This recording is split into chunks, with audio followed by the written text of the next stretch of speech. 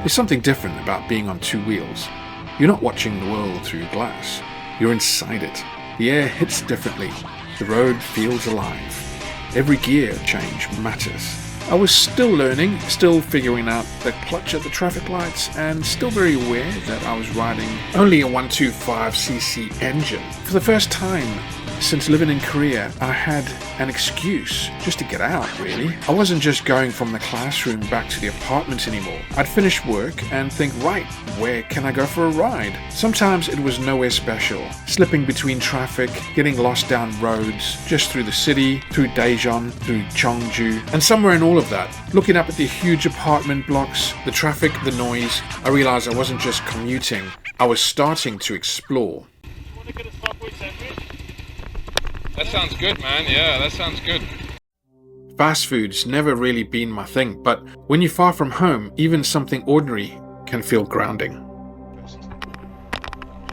And so looking back at this footage of South Korea, I realized it's the first time where I actually got to see my first temple, just outside of the University of Cheongju. And so before the drone and the 360 camera, the Adventures in Gonzo Vision's first sacred ground visit was Baegunsa Temple, otherwise known as White Cloud Temple, a uniquely Korean Buddhist name.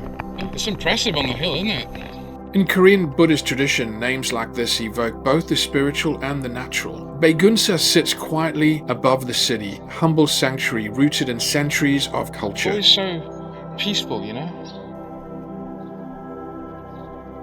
Imagine living here though, you know? This temple was quite small and peaceful and sort of quaint in its own way, but there are many other temples that we will visit. Facebook profile. There are something like 20,000 Buddhist temples in South Korea, so it's impossible to visit all of them, but they always gave a beautiful landmark to ride to. One of the most impressive was Songgoksa Temple, just north of a town called Cheongju.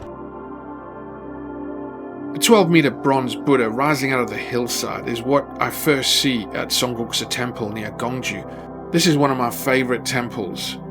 Hundreds of maybe thousands of smaller golden Buddhas arranged in this sweeping semicircle, each one slightly different. Walking through it felt surreal. As each time we visited, there was never anyone there, so we had it all to ourselves. Like they weren't like statues, but witnesses. Standing there, you realize this isn't just decoration, it's devotion made visible, repeated again and again in bronze and gold. Some traditional Korean food is a great treat after a long bike ride, and the local town of Cheongju was the nearest place from the temple. Cheongju is just located a little bit north from Daejeon and only about 40 minutes ride on the bike. This town of Cheongju was soon to become a significant part of my life as I chose to reside here in the future, which I also hope to feature in more later videos, so don't forget to like and subscribe and keep up with the adventures. As for now, the intensity of the open 32 road, the highway connecting Daejeon and Cheongju, was such a new buzz. To be able to open the throttle and let rip on such a small engine.